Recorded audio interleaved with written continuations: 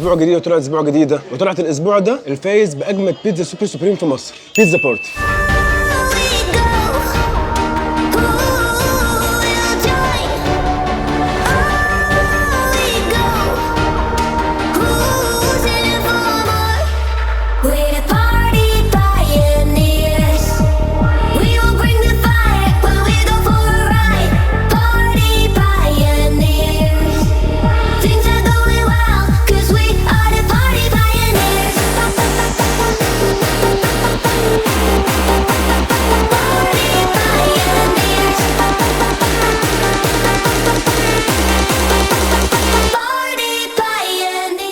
زي ما وعدتكم قبل كده ان اللي هيفوز في المقارنه لو ما عملتلوش طلعه قبل كده هيبقى اول مكان اعمل له طلعه لنفس الاكل ده، واللي كسب معانا في مقارنه اجمل بيتزا سوبر سوبريم في مصر كان بيتزا بارتي، ووعدتكم من ساعتها ان انا اعمل لهم طلعه، فجيت النهارده وطلبت المنيو بتاعهم كله تقريبا. تعالوا نشوف احنا عندهم ونص ونص ولا كلام، مش هتفتكر منهم ايه، والاسعار حتى كلها النهارده شامله الضريبه وهيدفع عليها 12% لو كنتوا في الفرع او مصاريف التوصيل لو كنتوا في البيت. ولو عجبتكم الطلعه شباك القمر، ولو مش عايزين سبسكرايب لو سمحتوا تعملوا سبسكرايب. فمن غير رغي كتير يلا بينا.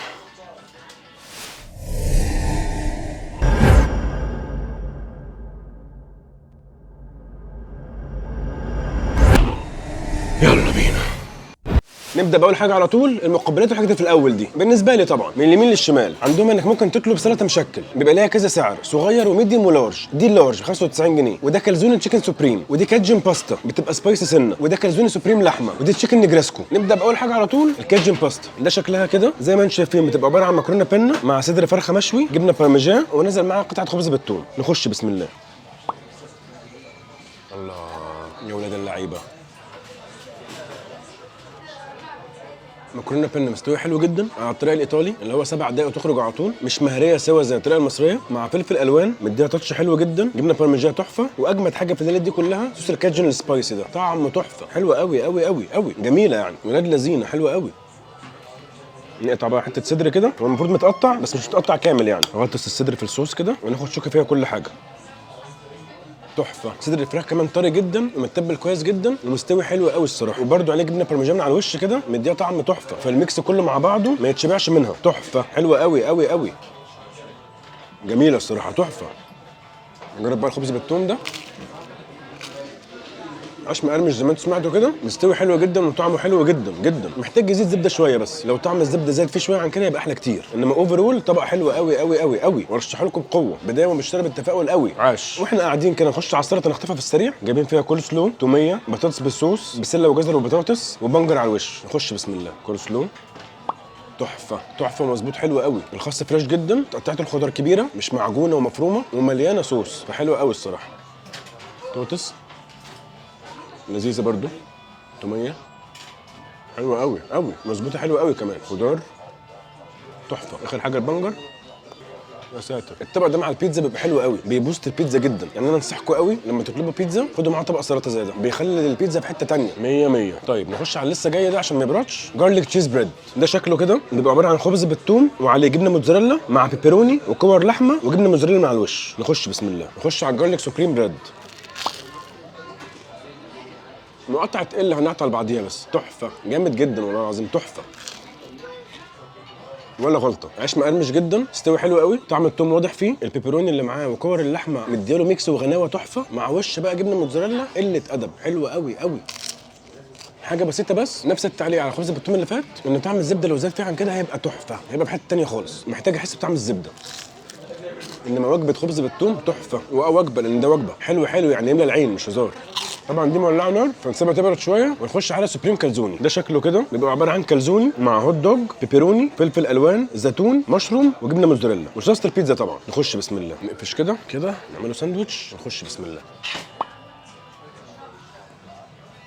ما كسبوش المقارنه من فراغ، طعمه حلو جدا جدا، ميكس الحاجه كلها مع بعض ماشي تحفه، سواء البيبروني او الهوت دوج اللي محطوط او المشروم، كور اللحمه، فلفل الالوان بقى اللي بيكسر ده كله، والجبنه الموتزاريلا مع عجينه مستويه ومظبوطه جدا، حلوه قوي الصراحه، تحفه. شوكه سلطه تاني كده نخش عليه هو نفسه بس تشيكن سوبريم المره دي. ده شكله كده بيبقى عباره عن نفس المكونات برده، بيبقى عباره عن صوص البيتزا مع صدور فراخ مشويه، فلفل اخضر، جبنه موتزاريلا، تركي مدخن في عجينه الكالزوني. نخش بسم الله. رهيب. صدور الفراخ اللي محطوطه متبله حلوه قوي وطريه جدا، مع التركي المدخن اللي طعمه واضح قوي، وصوص البيتزا بقى والفلفل الاخضر مع جبنه الموتزاريلا، حوار حلوه قوي قوي برده. ومش قادر اقول لكم تاخدوا مين فيهم وتسيبوا مين، لان الاثنين حلوين جدا. سبيشال بريفرنس بقى، يعني ذوق شخصي، طالبه معاكم فراخ اكتر ولا لحوم؟ انما الاثنين تحفه الصراحه، وكويس ان انا طلبت الاثنين تحفه. نخش على اخر حاجه في المقبلات بقى، حاجه في الاول دي تشيكن نجريسكو. ده شكلها كده زي ما انتم شايفين، عباره عن مكرونه بينا مع قطع فراخ مشويه، فلفل اخضر متغطيه كلها جبنه موتزاريلا، والجبنه الموتزاريلا عليها ريحان من على الوش كده. نخش بسم الله، نشد الشوكه ونخش على النجريسكو. سايبها ساعه تبرد ومفيش فايده برده، لسعت كل طلعه حلوه، حلاوه مش طبيعيه والله العظيم، رهيبه. مكرونه مستويه حلوه جدا جدا جدا، يعني وايت صوص ولا كلمه ولا غلطه، مع فلفل الوان عامل فيها ميكس حلو جدا، وطبقه جبنه موتزاريلا ملهاش حل والله العظيم، فعلا ملهاش حل. طب والله العظيم المقاطعه دي اظهرت مطاعم مصريه ما كانتش واخده حقها خالص، كانش حد يعرفها، وفعلا تستاهل انها تتعرف كويس جدا، لان بجد يعني شوف انا بادئ اهو والله العظيم ولا غلطه لغايه دلوقتي، عاش حلو قوي. خلصنا مقبلات حاجتي في الاول دي، نخش على البيتزات بقى. المنيو بتاعهم كبير جدا، بس هم عندهم حاجه انقذتني، عندهم بيتزايه فور سيزونز، ودي ممكن تختار 4 انواع بيتزا بيتزايه واحده، بتبقى سلايسين سلايسين سلايسين سلايسين، يعني كل سلايسين نوع، فانا جبت المنيو كله بالطريقه دي. دي اول فور سيزونز، عباره عن ربع بيبروني، ربع ميت لافرز، ربع شرقي، ربع سوبر سوبريم، اللي هو 2 2 2 2. تمام، نبدا باول ربع الميت لافرز، اللي صباعي في نصهم هم دول الاثنين سلايس اللي بتكلم عليهم دلوقتي. فنخش على الميت لافرز. ده شكله كده بيبقى عباره عن سجق وبيبروني وسلامي مع صوص جبنه وفلفل اخضر وبصل وجبنه موتزاريلا وشيدر وجوده. نخش بسم الله نقطع كده، وطبعا شلت كل المقبلات، سبت السلطه بس عشان ده كمان على الاخر خالص لغايه ما نحل يعني. نسحب كده، طبعا من الزوج والاتيكيت ان احنا نمسكها كده اهو شقلب وقلب ونخش.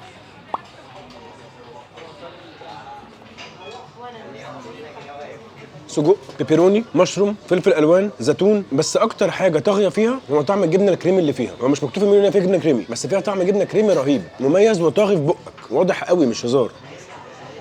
مع عجينه بيتزا متسويه حلوه جدا بجد فوق ما ممكن اقول لكم، وفي نفس الوقت دسمه برده، عليها دسامه من على الوش رهيبه، حلوه قوي قوي. مين احلى من مين بقى؟ اللي ما يتفوتش ده حاجه لغايه الاخر. انا دلوقتي بقول لكم حلو ولا وحش.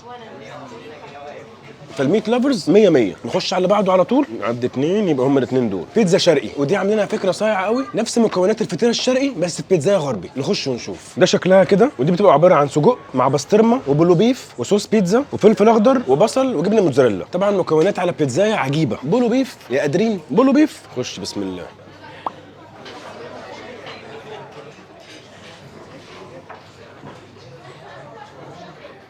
فيها طعم بالبيف فعلا، بيتزايه عجيبه، واول مره في حياتي ادوق بيتزايه بالطعم ده في حياتي. طعم بالبيف واضح جدا، ممكس حلو قوي مع البسطرمه ومزازتها، مع نفس المكونات بقى، جبنه موتزاريلا، فلفل اخضر، صوص البيتزا، رهيبه حلوه مختلفه جدا جدا، واضمن لكم ان انتوا تشدوها في حته بره دي، انا دي اول مره في حياتي ادوقها الصراحه، غريبه. نخش على الفايز بقى، واللي خلاني اجي النهارده اصلا السوبر سوبريم. دي بتبقى عباره عن كور بيف مع هوت دوج وبيبروني وصوص البيتزا ومشروم وفلفل اخضر وزيتون. نخش على السوبر سوبريم، هو زي ما هو ولا اتغيرت وجينا على الفاضي؟ بيتزا قصه وحدوته رهيبه، بيبروني، هوت دوج، كور لحمه، فلفل اخضر، زيتون، جبنه موتزاريلا تحفه، بس كل اللي ناقصها دي شرايح بصل. يا لهوي هتضرب في السما، زودوا ليها شرايح بصل والله العظيم هتعدي،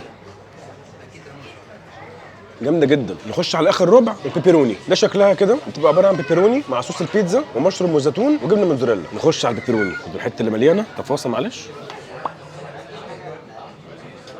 طبعا طعم البيبروني هنا اوضح من الثانيه بكتير، واضح اكتر طبعا ان هي بيبروني بس، والبيبروني بتاعهم حلوه جدا مع نفس المكونات اللي حلوه جدا برده، فبرده البيتزايه تحفه الصراحه، تحفه.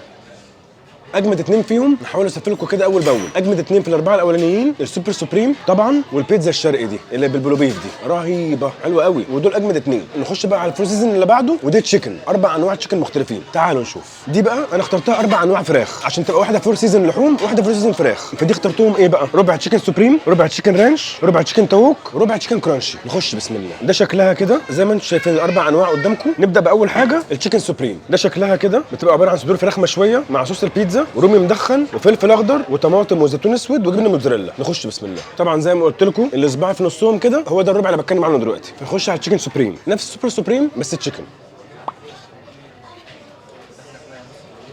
صدور فراخ طعمها حلو جدا، متبله تحفه مع صوص البيتزا، زيتون، مشروم، وكسرهم من الفلفل الالوان وجبنه موتزاريلا. بيتزا حلوه قوي برده، قوي قوي الصراحه. جامده جدا. نخش بقى على بيتزا غريبه شويه مش كتير بيعملوها برضو، تشيكن تاووك اللي بشيش تاووك. ده شكلها كده تبقى عباره عن شيش تاووك مع صوص البيتزا وطماطم وبصل وفلفل اخضر وجبنه موتزاريلا وصوص رانش. نخش على التاووك، شد دي كده عشان فيها قطع تاووك اكتر. نخش بسم الله. يا ولاد اللعيبه، اهو ده اللي بقوله لكم بقى، وده السبب ان بجيب المنيو كله. يعني انا دلوقتي دوقت تشيكن سوبريم، قلت لكم ايه حلوه دي، احلى بكتير. طعم الشيش تاووك اللي فيها رهيب، شيش تاووك طري جدا متبل تحفه، محطوط معاها كمان طماطم ضايفه الميكس جدا مع جبنه موتزاريلا بقى رهيبه رهيبه، حلوه قوي واحلى من تشيكن سوبريم بكتير. حلوه مش وحشه، بس دي احلى بكتير.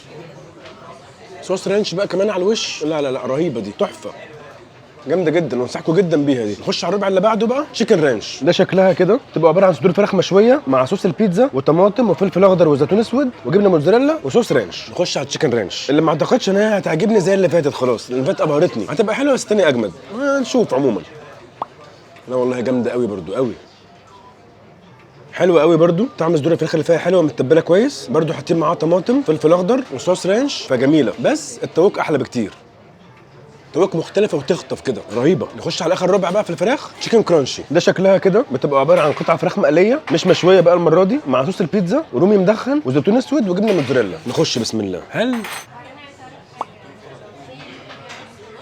سوسو يعني طعم الفراخ المقليه في البيتزا ما بتبقاش احسن حاجه، الفراخ المشويه بتبقى طعمها اكتر ويبان طعمها اكتر في البيتزا مع الصوصات وبتاع، فهي حلوه مش وحشه. بس اجمد واحده في التشيكن، وانا بصف لكم اول باول اهو، التشيكن تاووك رهيبه وانصحكم بيها جدا. نخش على اللي بعده، نخش على اخر اتنين فور سيزونز بقى، دي اربع تربع برضو، ربع 6 تشيز اللي هو 6 انواع جبن مختلفه، ربع تركي مدخن اللي هو بدل صدور فراخ صدور تركي رومي، صدور رومي، ودي بط مدخن هنشوف دلوقتي، وده ربع سموكد. تعالوا نشوف. ده شكلها كده زي ما قلت لكم، 4 انواع 6 تشيز، سموك تركي، سموك دك اللي هو بط، وربع سموكد. نبدا باول حاجه ال6 تشيز، دي بتبقى 6 انواع جبن مختلفه مع صوص البيتزا. نخش بسم الله، نجيب دي هنا كده، نخش على 6 تشيز. وهي واضح ان هي ملغمه، يعني من قبل ما نخش كده واضح ان هي تقيله قوي. اللي عاجبني قوي في الموضوع برده ما تركوش عليه العجينه، العجينه مستويه حلوه قوي، وعاملينها لا هي ثل رفيعه قوي ولا هي بان تخينه قوي، وسط كده وجميله الصراحه. ده غير بقى الدسامه لما يعلوش على البيتزات كلها تحفه، البيتزا لما تبقى دسم كده تبقى جميله. خش على 6 تشيز.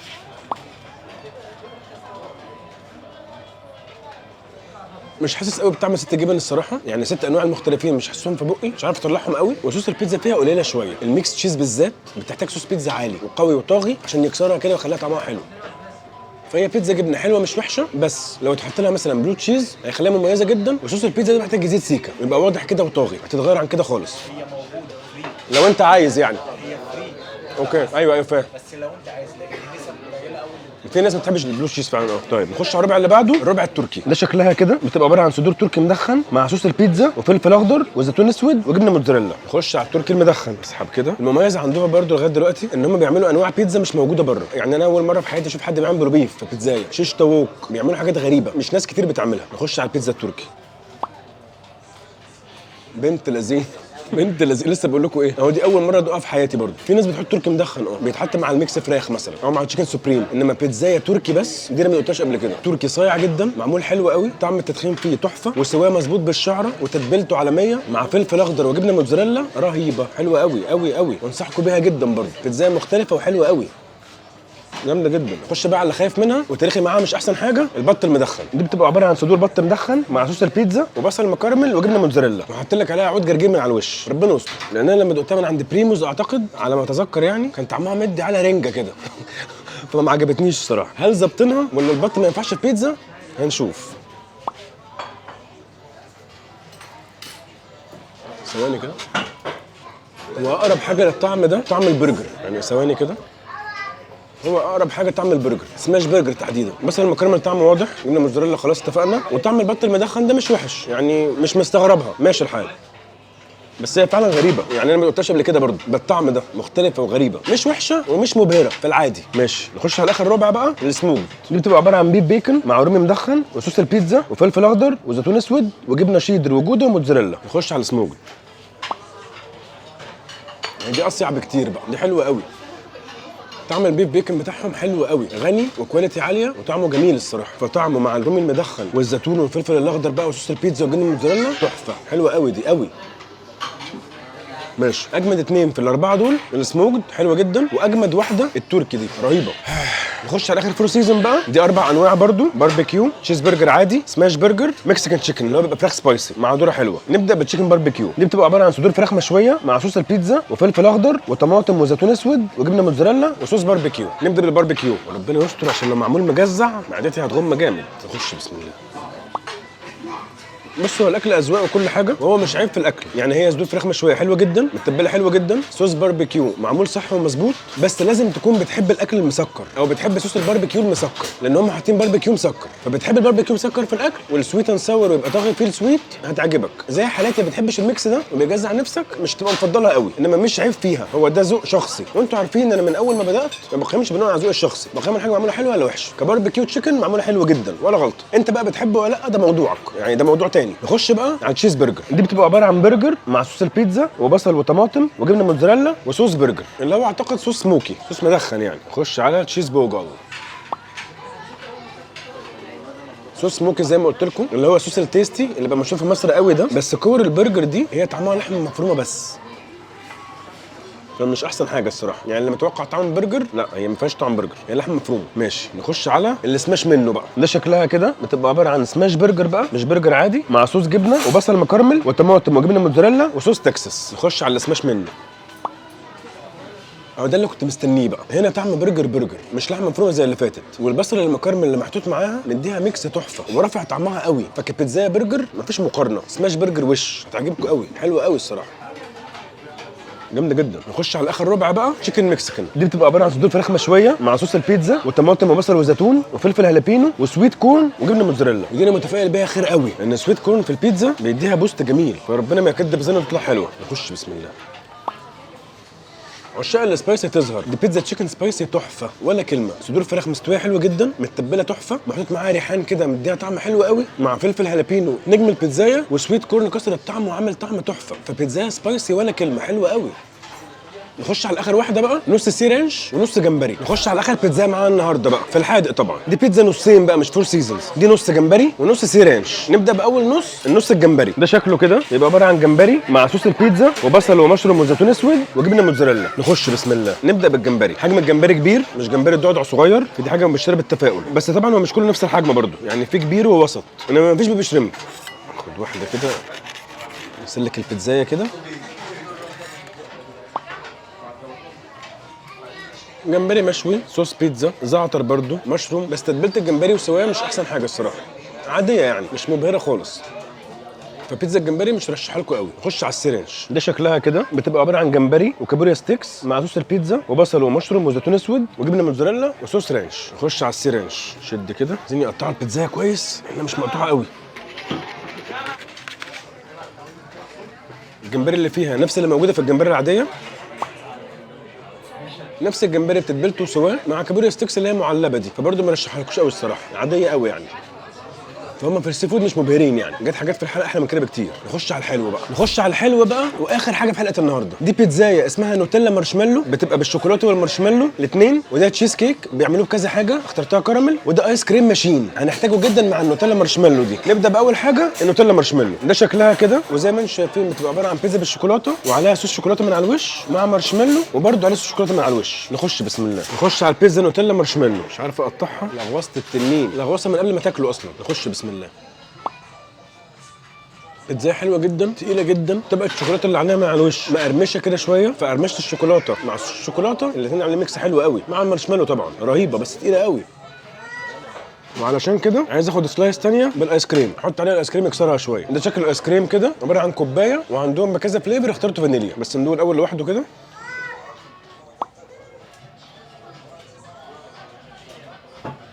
ايس كريم فانيليا ماشين حلو، وركزت فيه شويه عشان الشوكولاته كانت مغرقه بقي، فكانت عامله لي ايرور. طعمه حلو قوي، ان شاء الله محد حوش. نضرب كده، انزل اخر واحده، اخر واحده هنا الناحيه دي. اوعى تقع، اوعى تقع، اسند كده. بس الليمونيه. ها ونخش بسم الله. يا جدعان وعهد الله، الايس كريم مع اي حلو مسكر قوي كده بيكسره بقى على طول، تحفه. انصحكم تعملوا كده جدا. طبعا انا منظري في المطعم دلوقتي اباحي جدا. اللي انا عامله ده مش نافع. حلو جدا، تقيل جدا، لازم معاه ايس كريم يكسره، والاثنين مع بعض تحفه تحفه. استنى كده حبيبتنا، نخش بقى على التشيز كيك. ده شكلها كده، عندهم منها كذا نوع برضو، اخترت بالكراميل. نخش بسم الله، نخش على التشيز كيك كراميل كده في البيزكس يعني. تحفه حلوه قوي. طبقه الجبنه اللي فيها كتيره ومحترمه، طعمها واضح جدا وطعمها تحفه، والقعر بتاعها بسكوت والوش بتاعها كراميل. الميكس كله مع بعضه رهيب الصراحه، رهيبه. وجايب حاجه مجنونه شويه كده، نشوف اذا كانت تبقى اختراع ولا عك. نحط ايس كريم على التشيز كيك كراميل على بعضه كده، ناخد معلقه نجرب. مش وحش بس غطي على طعم التشيز كيك. نعمل كده، واخد ده في حضني شويه كده، واجي اقول لكم الخلاصه. جيت اقول لكم الخلاصه، جابوا لي فاتش كيك ولازم تجرب، فتعالوا نشوف. ده شكلها كده عباره عن فاتش كيك عاديه. نخش بسم الله، نخش على الفاتش كيك.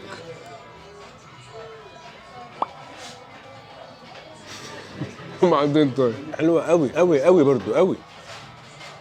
عباره عن طبقه كيك مع طبقه فudge مع طبقه كيك مع طبقه فudge مع طبقه كريمه من على الوش مع طبقه كريمه من فوق وصوص شوكولاته دارك من على الوش. رهيبه، تقيله وغنيه وحلوه جدا جدا. عشان تقيل قوي بس.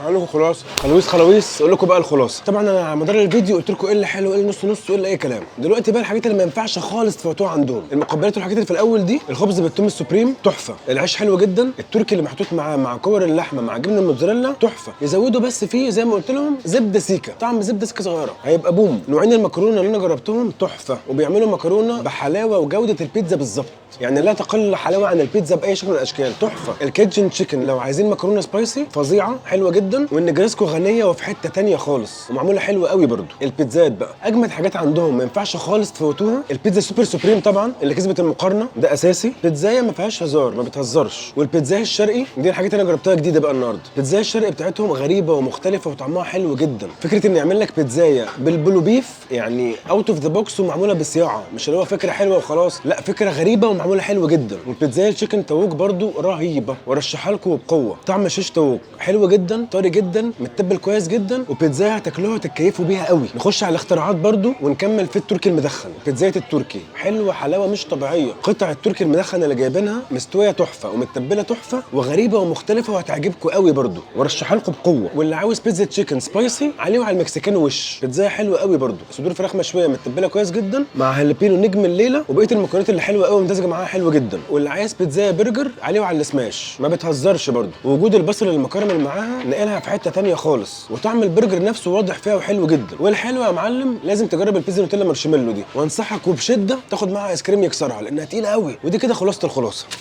بس كده كنت طلعت الاسبوع ده. لو عجبك الطلعه ما تنسوش لك القمر، اللي مش عاملين سبسكرايب لو سمحتوا اعملوا سبسكرايب وفعلوا الجرس عشان كل حاجه ننزلها باول. لحد الاسبوع الجاي ان شاء الله. الاسبوع الجاي طلعه جديده، اشوفكم على خير. سلام حبيب قلبي، قوي والله قوي حبيبي يا باشا، اتشرفت بيكم والله. جرب التاووك بقى، تشيكن تاووك فظيعه، والسوبر سوبريم فظيعه برضه. ايه التاووك دي؟ تشيكن تاووك رهيبه والله. وفي واحده بالبلو بيف كده قله ادب برضه، شرقي. لا اسمها شرقي فظيعه. انت ما سالتنيش بقى، ماليش دعوه. ايه الاخبار؟ واضح ان انت واخد الصحراوي. ما شاء الله. انا والشيف يا باشا، انا والشيف. نخش على اخر واحده بقى، الكيدج. فكره ان يعمل لك بيتزايه